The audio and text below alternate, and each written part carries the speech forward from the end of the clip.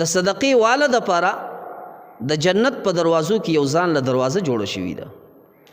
یو حدیث مبارک کې راځي، نبی کریم صلی الله علیه وسلم فرمایي من تصدق زوجین فی سبیل الله، چا چې د یو څیز دوه جوړې دا د الله رب ذوالجلال د رضا دپاره صدقه کړې، پیزار دی دوه جوړې صدقه کړې، یا دی جامې دوه جوړې صدقه کړې، یا بل سیز نو نبی کریم صلی الله علیه وسلم فرمایي نودیا من ابواب الجنتی، د انسان تبا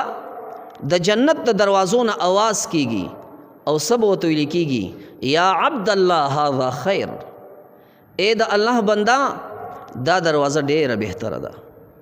دا دروازه ډیره بهتره ده، د هغه سیز نه چې تا کړی دی یعنی صدقه دی کړې ده، تا وړه صدقه کړې ده، لیکن نن د جنت د دروازې د طرف نه چې تا ته کومې ندا کیږي دغه ندا ډیره بهتره ده. او بیا مخکې پیغمبر علیه الصلاة والسلام فرمایل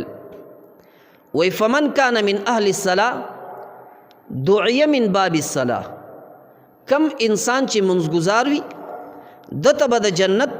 په دروازو کې یو دروازه ده، هغې ته باب الصلاة ویل کېږي، دته به د باب الصلاة نه چې کوم دی اواز کېږي. او ومن کان من اهل الجهاد، کم انسان چې د جهاد والا نه دی نو وی دعی من باب الجهاد، دته به اواز د جهاد د دروازې نه کېږي. د جنت په دروازو کې یو دروازه هغه د جهاد دروازه هم ده. او ومن کان من اهل الصيام، کم انسان چې روجدار وي، کم انسان چې د روجدارو په ټولګي کې وي دعی من باب الریان، دته به د ریان د دروازې نه اواز کېږي، د روجدارو دپاره یو مختص دروازه ده. او ومن کان من اهل الصدقه، کم انسان چې د اهل صدقې والا نه د په دنیا کې صدقې کړي دي نو وی دعی من باب الصدقه، دته به اواز کولی کېږي د صدقې د دروازې نه چې تو راشه ستا دپاره دا دروازه کولاو ده.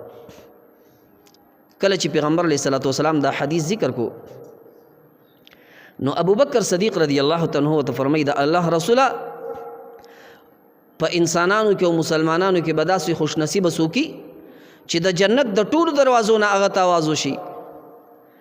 نو پیغمبر علیه الصلاة والسلام ته فرمایي چې او